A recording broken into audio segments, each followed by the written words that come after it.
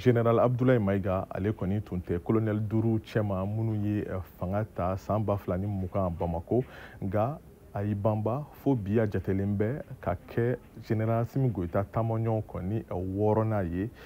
Général Abdoulaye Maïga ale kɔni yɛrɛ lakodɔn malidenw ɲɛkɔrɔ ka kɛɲɛ ni a ka dantigɛlikanw ye Mali foroba jabaraniso ORTM na ani fana kɛrɛnkɛrɛnya la diɲɛ jɛrɛtɔma ONU ka kɛnɛ kan. Général Abdoulaye Maïga ale si bɛ san 43 la wa a tun bɛ dunatɛmɛ fanga yɛrɛ maraba jɛkulu fɔlɔ kɔnɔna la san 2020 waati yen jɔyɔrɔ min tun bɛ a bolo fana o tun ye de ministre de l'administration territoriale ni o bɛ se ka fɔ ko o ye maraw kɔni minisiri ye wa o de kɔfɛ dɔɔni san 2022 waati a nana kɛ dunatɛmɛ fanga kɔni minisiri ɲɛma dankan ye o waati y'a sɔrɔ Choguel Kokala Maïga ni ale kɔni tun man kɛnɛ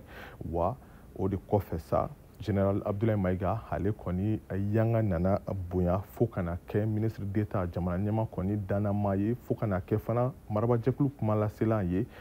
O waati la a ye Choguel Kokala Maïga kɔni don dibi la dɔɔni wa san 2022 waati yɛrɛ la diɲɛ jɛrɛtɔma ONU ka lajɛ kɛnɛ kan Général Abdoulaye Maïga ale kɔni ye dantigɛli kɛ ka jalakilikanw bin Faransi kan wa ɲinan yɛrɛ san 2024 waati a ye dantigɛliw fana kɛ ka jalakilikanw bin Algérie kan k'a fɔ ko Alger bɛnkan sɛbɛn kɔni ko bɔrɔtɔra ko sara pewu wa a ka kalan hukumu kɔnɔna la Général Abdoulaye Maïga ale ye kalan kɔni kɛ k'i sinsin jatigɛwalikulu kɛlɛli kan diɲɛ kɔnɔna la a y'o kalan kɛ Faransi ani Algérie jamanaw kan wa a ka dɔn fana Général Abdoulaye Maïga ale mun ye dantigɛliw kɔni kɛ ka Mali kɔni ka bɔli CEDEAO la k'o sɛmɛntiya ale yɛrɛ baara kɛ CEDEAO yɛrɛ kɔnɔna la